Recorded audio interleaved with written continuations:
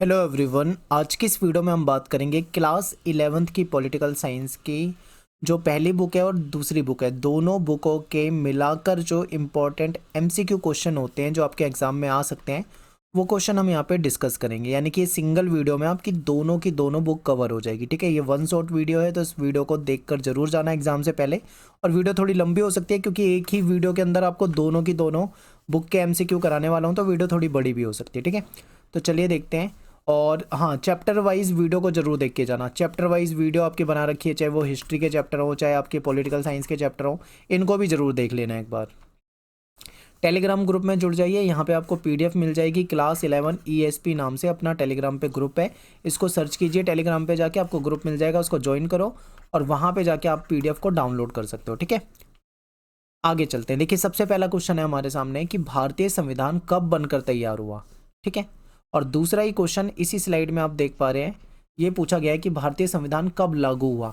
तो सबसे पहले आपको ये पता होना चाहिए कि हमारा संविधान कब बन के तैयार हुआ था। तो 26 नवंबर 1949 को हमारा जो संविधान था वो बनकर तैयार हो गया था। ठीक है, लेकिन इसको लागू कब किया गया था? तो 26 जनवरी 1950 को इसको लागू कर दिया गया था। ठीक है, नेक्स्ट है कि भारतीय संविधान को बनने में कितना समय लगा था। तो देखिए, इसको बनने में 2 साल 11 महीने 18 दिन का समय लगा था। यानी कि 2 साल 11 महीने 18 दिन, इसका मतलब अप्रोक्स आप ये लगा लो कि लगभग लगभग 3 साल के करीब टाइम लग गया था। ठीक है, लेकिन एग्जैक्ट अगर आपसे पूछे तो 2 साल 11 महीने 18 दिन। ठीक है, नेक्स्ट है आपका क्वेश्चन कि कठोर संविधान से आप क्या समझते हैं। तो देखिए, ऑप्शन है जिसमें आसानी से संशोधन हो सके। देखिए, जिस संविधान में आसानी से संशोधन हो जाए वो कठोर नहीं, वो लचीला होता है। ठीक है, तो यह हमारा पहला ऑप्शन नहीं होगा। जनता के निर्णयों पर आधारित, ये भी नहीं। जिसमें सरलता पूर्वक संशोधन नहीं हो सकते, यस। यानी कि हमारा जो तीसरा ऑप्शन है ये हमारा सही हो जाएगा कि ऐसा संविधान जिसमें आसानी से संशोधन नहीं हो सकते उसको हम कठोर संविधान बोलेंगे। ठीक है, भारतीय मूल संविधान में कुल कितने अनुच्छेद थे। अब यहाँ पे एक चीज देखिए, मूल संविधान का मतलब क्या होता है? ओरिजिनल संविधान, यानी जिस समय में हमारा संविधान बना था उस समय में कितने अनुच्छेद थे। लेकिन आज के समय में संशोधन होने के बाद या नए कानून बनने के बाद कितने अनुच्छेद हैं, ये एक अलग क्वेश्चन हो जाता है। यानी आज के समय में पूछे तो यानी कि वर्तमान में अगर पूछे तो अलग हो जाएगा, अगर मूल संविधान में बोलें तो फिर अलग हो जाएगा। ठीक है, तो यहाँ पे मूल संविधान में कुल कितने अनुच्छेद थे ये पूछा गया है, तो 395 यानी कि 395 अनुच्छेद थे हमारे मूल संविधान में। आज के समय में ये अनुच्छेद बढ़ के 470 के करीब हो गए हैं या इससे भी ज़्यादा हो सकते हैं। ठीक है, क्योंकि ये समय समय पे बढ़ा, अगर नया कानून बनता है तो उसमें जुड़ता जाता है, तो इस तरीके से आर्टिकल जो है वो बढ़ते जाते हैं। ठीक है, या कुछ बदलाव होता है तो वो बढ़ जाता है इस तरीके से। तो वो फिक्स नहीं बता सकते कि कितने हो गए हैं, क्योंकि वो कम ज़्यादा हो सकता है। लेकिन मूल संविधान में 395 थे, ये आपसे पूछा जा सकता है। भारतीय मूल संविधान में कितने भाग थे, बहुत ही इंपॉर्टेंट है। देखिए, हमारा जो ओरिजिनल संविधान था, जो मूल संविधान था, वो 22 भाग में बटा हुआ था, यानी उसके 22 पार्ट थे। ठीक है, लेकिन अगर आपसे ये पूछें कि बताइए वर्तमान में हमारे संविधान में कितने पार्ट हैं या कितने भाग हैं, तो आज के समय में पूछे वर्तमान में तो आपका आंसर हो जाएगा 25। ठीक है, लेकिन मूल संविधान पूछे तो आपको क्या बताना है? 22। संविधान की कुंजी किसे कहा जाता है। तो देखिए, संविधान की जो हमारी प्रस्तावना है, जो हमारी संविधान की प्रस्तावना है, इसको हम संविधान की कुंजी कहते हैं। ठीक है, अगला क्वेश्चन है कि भारतीय संविधान सभा के कितने उपस्थित सदस्यों ने भारतीय संविधान पे हस्ताक्षर किए। देखिए, हमारे जो संविधान सभा थी उसमें जो लास्ट समय था, यानी जब संविधान बन के तैयार हो गया था और उस पर अंतिम जो सभी सदस्यों के हस्ताक्षर होते हैं ना, तो जो अंतिम समय में जो इसमें हस्ताक्षर कराए गए थे वो पूछा जा रहा है। तो इसमें 284 सदस्यों ने इसमें सिग्नेचर करे थे। ठीक है, भारतीय मूल संविधान में कुल कितनी अनुसूचियां थी। अब यहाँ पे मूल संविधान में पूछ रहे, तो मूल संविधान में 8 अनुसूची थी, लेकिन अगर पूछे वर्तमान में कितनी है। ठीक है, देखिए ये संविधान ना, सॉरी, ये क्वेश्चन ना 2 बार टाइप हो गया। देखो, भारतीय मूल संविधान में कुल कितनी अनुसूचियां थी, यहाँ पे भी कितनी अनुसूचियां थी, डिक्टो बिल्कुल टाइप हो गया है। तो यहाँ पे मैं आपको ठीक कर देता हूँ। देखिए, मूल संविधान में कितनी थी? 8 थी, लेकिन यहाँ पे मैं मूल शब्द हटा देता हूँ। मैं आपसे पूछ लेता हूँ कि बताइए वर्तमान में हमारा जो संविधान है उसमें कुल कितनी अनुसूचियां। अगर आज के समय में देखें तो ये 12 अनुसूचियां हैं। ठीक है, ये भी आपको पता होना चाहिए, ये बिल्कुल पता होना चाहिए। हो सकता है मूल पूछ लें या हो सकता है या वर्तमान का पूछ लें, तो दोनों अगर आपको पता होगा तो आप अच्छे से बता पाओगे। फिर कुछ सपोर्टिंग मटेरियल के भी क्वेश्चन ले लेते हैं, कुछ मैंने एनसीईआरटी से बनाए हुए हैं, कुछ प्रीवियस ईयर में आए हुए क्वेश्चन भी ले रखे हैं, ठीक है, इस तरीके से मिक्स करके बनाए हैं। अगला क्वेश्चन है कि संविधान में व्यक्ति को कितने मौलिक अधिकार प्राप्त है। तो देखिए, हमारा जो मूल संविधान था उस समय में इसमें 7 मौलिक अधिकार थे, ठीक है, लेकिन वर्तमान में 6 हैं, एक जो है उसको हटा दिया गया है। तो आंसर अपना क्या होगा यहाँ पे, ये ऑप्शन हो जाएगा 6 हैं, ठीक है। एक था हमारा संपत्ति का अधिकार, पहले ये क्या होता था, मूल मौलिक अधिकार होता था संपत्ति का अधिकार, लेकिन बाद में क्या किया गया, हमारे संविधान में संशोधन किया गया और इसको सामान्य कानूनी अधिकार बना दिया गया। तो कानूनी अधिकार बनाया गया तो ये मौलिक अधिकार से हटा दिया गया इसको, तो 7 से कितने हो गए, 6। तो अपना आंसर ये हो जाएगा।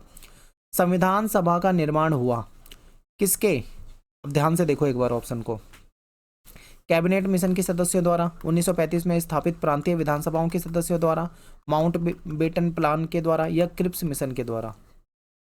तो देखिए इसका आंसर हो जाएगा कैबिनेट मिशन के सदस्यों के द्वारा। अब एक चीज़ आपको यहाँ पे बता दूं कि आपके सपोर्टिंग मटेरियल में हो सकता है कि आंसर कुछ और बताया हो, लेकिन वो आंसर गलत है। सपोर्टिंग मटेरियल में क्या होता है, कभी कभी 1-2 आंसर गलत निकल जाते हैं, ठीक है। तो आप बिल्कुल सपोर्टिंग मटेरियल की आंसर की पे भरोसा मत करना, उसमें से क्वेश्चन देखना और उसको जाके एनसीईआरटी में जाके ढूंढना उसके आंसर को, या फिर आप गूगल पे सर्च कर सकते हो तो भी आपको सही आंसर वहाँ से मिल जाएगा, ठीक है। तो ये हो जाएगा इसका पहला ऑप्शन। फिर है कि भारतीय संविधान में मौलिक अधिकार का प्रावधान जो है वो कहाँ से लिया गया है। तो मौलिक अधिकार जो है ये यूएसए से लिया गया है, यानी कि अमेरिका से लिया गया है, ठीक है। और नेक्स्ट है कि अवशिष्ट शक्तियों का सिद्धांत जो है वो कहाँ से लिया गया है, तो ये कनाडा से लिया गया है। तो ये आपको पता होने चाहिए। अब मौलिक अधिकारों का बिल्कुल सटीक वर्णन करता है, ठीक है। एक बार आप ऑप्शन को ना बहुत ध्यान से पढ़िए। पहला ऑप्शन है किसी व्यक्ति को प्राप्त समस्त अधिकार, यानी कि किसी व्यक्ति को संविधान के द्वारा जो अधिकार प्राप्त है वो सारे मौलिक अधिकार हैं। क्या ये सही होगा, नहीं। आगे देखते हैं, कानून द्वारा नागरिक को प्रदत्त समस्त अधिकार, क्या जितने भी अधिकार हैं वो सारे जो कानून के द्वारा मिलते हैं वो सारे मौलिक अधिकार हो जाएंगे, नहीं।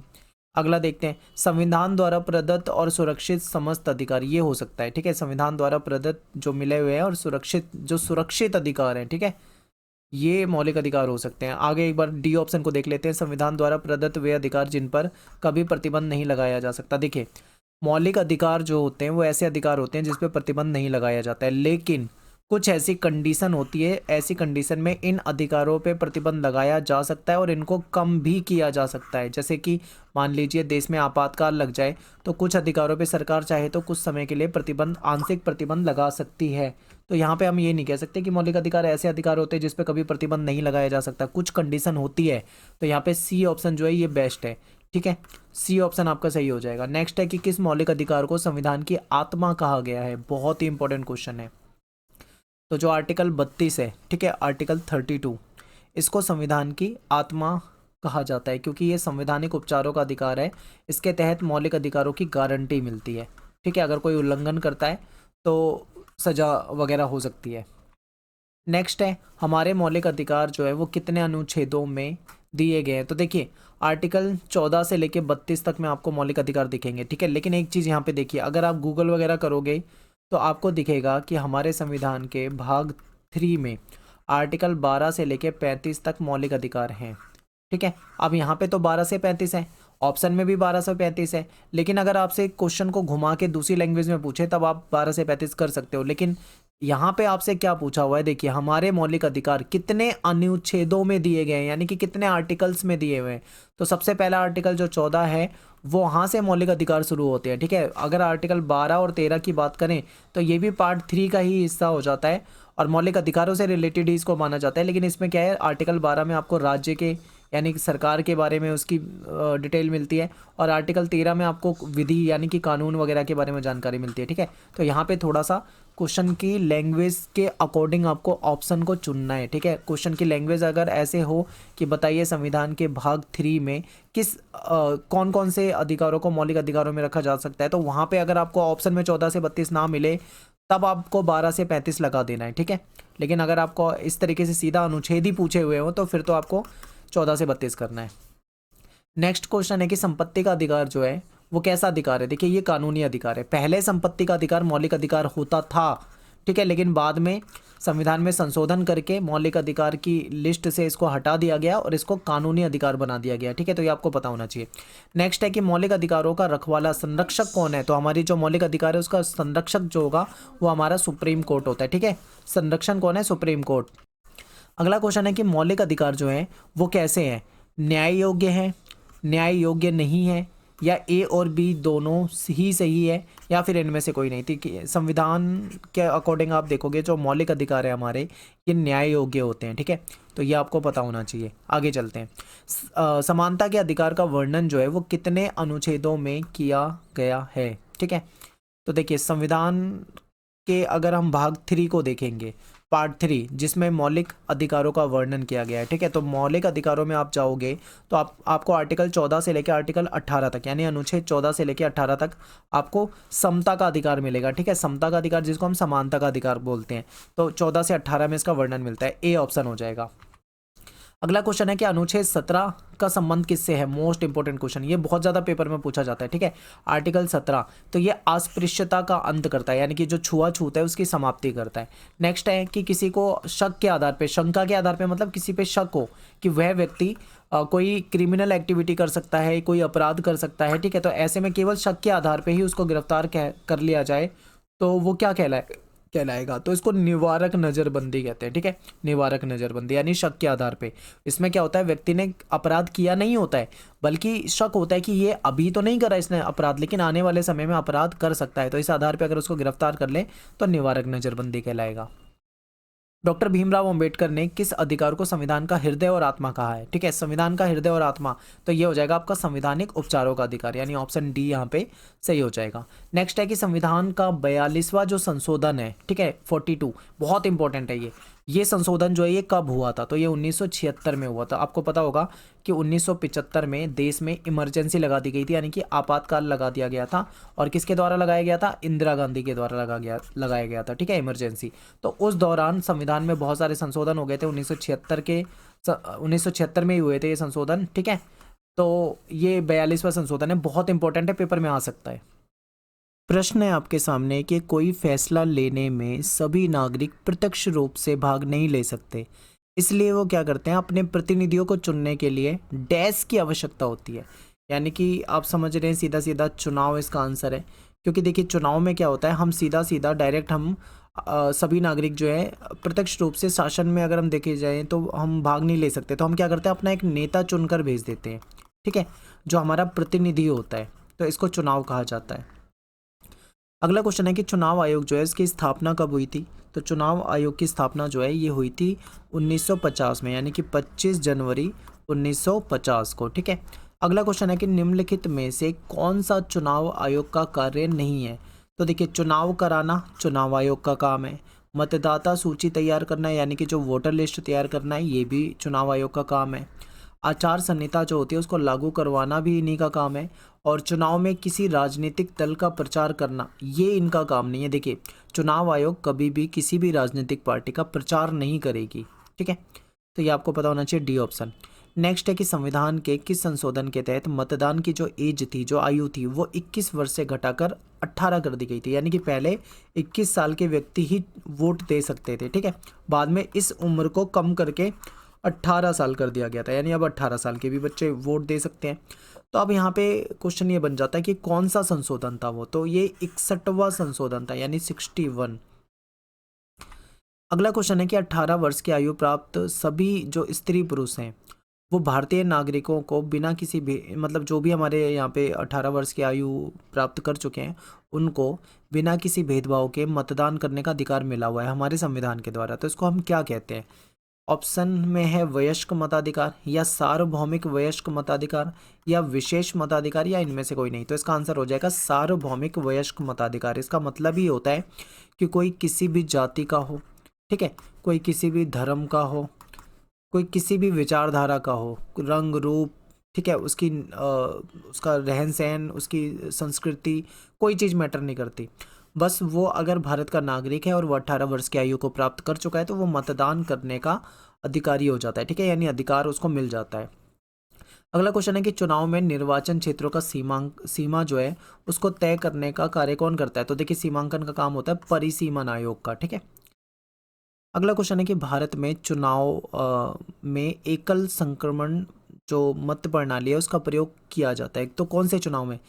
जो हमारे राज्यों के जो विधानसभा के चुनाव होते हैं, क्या इसमें इस प्रणाली का यूज़ किया जाता है? नहीं। लोकसभा के चुनाव में भी नहीं किया जा सकता, राज्यसभा में किया जाता है, तो सी ऑप्शन आपका सही हो जाएगा, ठीक है। नेक्स्ट है कि प्रथम जो चुनाव आयुक्त थे, प्रथम चुनाव आयुक्त वो कौन थे? तो देखिए सुकुमार सेन जो थे ये प्रथम चुनाव आयुक्त थे, और ये पेपर में कई बार पूछा हुआ है, तो ये पूछा जा सकता है, इंपॉर्टेंट है।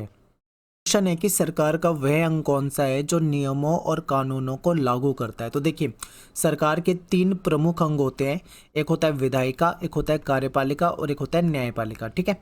तो यहाँ पे कौन सा अंग पूछा हुआ है आपसे कि आपको वो बताना है कि कौन सा अंग कानून को लागू करता है। देखिए विधायिका जो है वो कानून को बनाती है, लेकिन लागू कौन करवाती है? कार्यपालिका। तो अपना आंसर यहाँ पे क्या हो जाएगा? सी ऑप्शन, ठीक है, कार्यपालिका। और इसके साथ में एक क्वेश्चन दे रखा है कि राष्ट्रपति का चुनाव जो है वो कौन सी प्रणाली के तहत होता है, यानी कि जो चुनाव की प्रणाली होती है वो कौन सी है? ऑप्शन में ए में देखिए, ऑप्शन ए में आपसे बोला हुआ है प्रत्यक्ष चुनाव। क्या राष्ट्रपति का चुनाव जो होता है वो प्रत्यक्ष चुनाव विधि के द्वारा होता है? तो नहीं, ये तो नहीं होगा। फिर सेकंड ऑप्शन है कि सर्वाधिक मतों के आधार पे जीत। ये तो वही वाला सिस्टम है जैसे कि विधानसभा वाले चुनाव हो गए, लोकसभा वाले चुनाव हो गए, ठीक है। तो ये सिस्टम भी राष्ट्रपति के चुनाव पे लागू नहीं होता है। फिर सी ऑप्शन देखिए एकल संक्रमणीय निर्वाचन प्रणाली, ये आपका सही आंसर हो जाएगा, और ये पेपर में कई बार आया हुआ क्वेश्चन है, ठीक है। तो इसको थोड़ा ध्यान रखना, पेपर में आ सकता है। अगर क्वेश्चन की लैंग्वेज को घुमा के भी पूछें तो भी आपको आंसर यही रखना है, ठीक है। अगला क्वेश्चन है कि अध्यक्षात्मक जो व्यवस्था है उसमें राष्ट्रपति जो होता है वो क्या होता है? तो अध्यक्षात्मक व्यवस्था जो होती है उसमें जो राष्ट्रपति होता है वह राज्य का और सरकार का, ठीक है, दोनों में ही ये प्रधान होता है, मेन होता है। अगला क्वेश्चन है कि प्रधानमंत्री पद के लिए आयु निर्धारित है। अब देखिए यहाँ पे मिनिमम एज पूछी हुई है, ठीक है, कम से कम एज। तो देखिए कम से कम यानी कि प्रधानमंत्री जो है वो लोकसभा का सदस्य तो होना ही चाहिए। तो कम से कम अगर हम देखें तो 25 वर्ष की आयु, ठीक है, मिनिमम 25 वर्ष की आयु होनी चाहिए। अगर मान लो कोई राज्यसभा का सदस्य है तो उसके लिए 30 वर्ष की आयु होती है। तो ये भी आपसे पूछ लेते हैं कई बार कि राज्यसभा के सदस्य बनने के लिए मिनिमम जो एज होती है वो कितनी होनी चाहिए, या फिर लोकसभा की सदस्य बनने के लिए मिनिमम एज जो है वो कितनी होनी चाहिए, या प्रधानमंत्री बनने के लिए मिनिमम एज कितनी होनी चाहिए, ठीक है। क्वेश्चन को ऐसे भी घुमा के पूछ सकते हैं, तो आपको सभी का आंसर पता होना चाहिए। अगला क्वेश्चन है कि सामूहिक उत्तरदायित्व का सिद्धांत आधारित है, किस चीज़ पे आधारित है? यह है मंत्रिपरिषद की एकजुटता पे, ठीक है। तो यहाँ पे आपका सी ऑप्शन यानी कि जो गा ऑप्शन है ये ठीक हो जाएगा।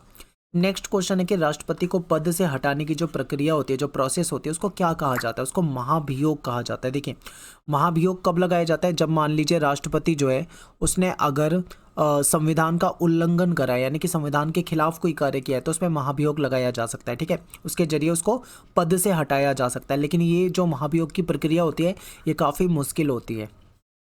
अगला क्वेश्चन है कि अमेरिका में कौन सी शासन प्रणाली है? बहुत इंपॉर्टेंट क्वेश्चन है। तो यहाँ पे कौन सी शासन प्रणाली है? अध्यक्षात्मक, ठीक है, इंपॉर्टेंट है, पूछा जा सकता है पेपर में। अगला क्वेश्चन है कि सरकार का आपको वह अंग बताना है जो कि कानून का निर्माण करती है। देखिए मैंने आपको 3 अंग बताए थे, विधायिका जो है वो कानून का निर्माण करती है, कार्यपालिका उसको लागू कराती है, ठीक है, और न्यायपालिका क्या होती है? कोई विवाद होता है तो उसको सुलझाती है। तो यहाँ पे आपसे कौन सा अंग पूछा हुआ है कि वो वाला अंग बताना है जो कानून का निर्माण करती है, यानी कि कानून को बनाती है, तो विधायिका बनाती है, ठीक है। तो बी ऑप्शन अपना ठीक हो जाएगा। नेक्स्ट है कि राज्यसभा का सदस्य बनने के लिए न्यूनतम जो आयु है, यानी मिनिमम जो एज होती है वो होनी चाहिए, कितनी होनी चाहिए राज्यसभा के सदस्य बनने के लिए? मैंने अभी थोड़ी देर पहले आपसे यही बताया था ना कि ऐसे भी आपसे क्वेश्चन पूछ लेते हैं। तो राज्यसभा के लिए मिनिमम जो एज होती है वो 30 वर्ष होनी चाहिए, ठीक है, 30 वर्ष। अब देखिए यहाँ पे मैक्सिमम एज का कोई क्राइटेरिया नहीं है, आपके लिए बस मिनिमम एज पूछी जाती है कि न्यूनतम आयु इतनी होनी चाहिए। मैक्सिमम तो चाहे वो 40 साल का हो, चाहे 50 का हो, चाहे 60 का हो, चाहे 70 का हो, ठीक है, बनाया जा सकता है। लेकिन 30 से अगर वो कम का है तो वो फिर मान लो 29 का है तो वो राज्यसभा का सदस्य नहीं बन सकता। नेक्स्ट है कि राज्यपाल की जो नियुक्ति है वो किसके द्वारा की जाती है? तो ये राष्ट्रपति के द्वारा की जाएगी। और राजनीतिक कार्यपालिका का कार्यकाल होता है, कितना होता है? निश्चित होता है, या 4 वर्ष के लिए होता है, या लोकसभा में बहुमत रहने तक, या फिर कोई नहीं। देखिए जो इनका कार्यकाल होता है नॉर्मली वो 5 साल का होता है, आप देखते हो, लेकिन उसको हम निश्चित नहीं कह सकते। क्यों नहीं कह सकते? क्योंकि जब तक बहुमत है ना तब तक ही रहेगा। ठीक है, अब मैं आपको एक एग्जाम्पल देता हूँ। मान लीजिए लोकसभा के चुनाव हुए 2024 में, ठीक है, तो उसमें किसी पार्टी की सरकार आ जाती है। एग्जाम्पल दे रहा हूँ, ठीक है, ध्यान से समझिए। अब ऐसे तो वो 5 साल का उसका कार्यकाल रहेगा। क्या ये निश्चित है? नहीं, हो सकता है कि 5 साल से पहले भी सरकार गिर जाए। ठीक है, यानी सरकार जब तक बहुमत है तब तक रह सकती है, बहुमत नहीं है, बहुमत हट सकता है, तो 5 साल से पहले भी उसको गिराया जा सकता है। तो ये आपको पता होना चाहिए। तो सी ऑप्शन हो जाएगा। भारतीय संसद की ऊपरी सदन जो है वो कौन सा है? तो देखिए हमारी संसद जो होती है उसके 2 सदन होते हैं, एक लोकसभा हो गया, एक हमारा राज्यसभा हो गया। ठीक है, तो इन सदनों की अगर हम बात करते हैं तो इसमें जो ऊपरी सदन है वो होता है हमारा राज्यसभा। ठीक है, इंपॉर्टेंट है, याद रखना है। अगला क्वेश्चन है कि जो वित्त विधेयक होता है उसको राज्यसभा के द्वारा अगर रोका जाता है तो वो कितने दिनों तक रोका जा सकता है? तो 14 दिन तक इसको रोक सकते हैं। अमेरिका के द्वितीय सदन यानी कि अमेरिका का जो दूसरा जो सदन है उसको किस नाम से जाना जाता है? उसको सीनेट कहा जाता है। ठीक है, इंपॉर्टेंट है, याद रखना। अगला क्वेश्चन है कि न्यायपालिका में सर्वोच्च स्थान पर है, कौन सा है? देखिए हमारा जो न्यायपालिका है वो एक पिरामिड व्यवस्था में है, तो सबसे ऊपर जो होते हैं वो कौन सी न्यायालय होती है, ये आपसे पूछा हुआ है। तो सबसे ऊपर होते हैं हमारी सुप्रीम कोर्ट यानी कि सर्वोच्च न्यायालय। जनहित याचिका जो है वो किस देश के द्वारा संविधान में शामिल की गई थी? तो ये देखिए ये यूएसए में था, ये सिस्टम यहाँ से लिया गया है, तो यूएसए हो जाएगा, और ये पूछा जा सकता है पेपर में। अगला क्वेश्चन है कि भारत के जो मुख्य न्यायाधीश हैं वो कब तक अपने पद पर बना रह सकता है? तो आयु दे रखी है ऑप्शन में, तो 65 वर्ष आयु हो जाएगी। ठीक है, न्यायालय की अपीलीय अधिकारिता का उल्लेख जो है वो किस में मिलता है हमको? तो आप अनुच्छेद 134 देखोगे, इसमें मिलेगा। निम्नलिखित में से कौन सी योग्यता सर्वोच्च न्यायालय के न्यायाधीश के लिए आवश्यक नहीं है? वह भारत का नागरिक हो, देखिए ये तो होना चाहिए क्योंकि न्यायाधीश जो बनेगा वो भारत का नागरिक होना चाहिए।